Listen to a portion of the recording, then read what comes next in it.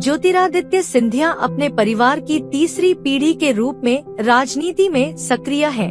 उनकी मां राजमाता माधवी राजे सिंधिया का 15 मई को दिल्ली के एम्स अस्पताल में निधन हो गया है।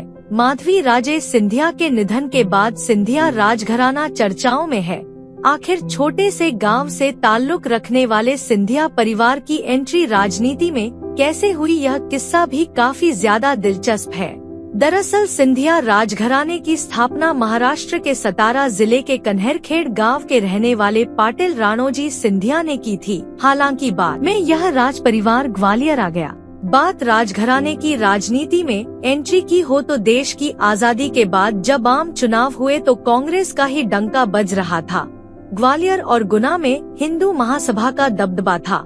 उस समय जीवाजीराव का झुकाव हिंदू महासभा की ओर था, लेकिन देश के पहले प्रधानमंत्री जवाहरलाल नेहरू को यह पसंद न था। कहा जाता है कि 1956 में जब जीवाजीराव बॉम्बे गए तो उसी समय महारानी विजयाराजे सिंधिया दिल्ली गयीं और उन्होंने जवाहरलाल नेहरू और इंदिरा गांधी से मुलाकात की।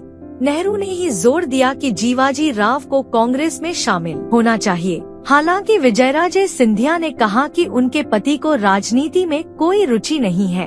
उन्होंने यह भी कहा कि उनके पति न हिंदू महासभा को समर्थन करते हैं, न ही वित्तीय मदद करते हैं।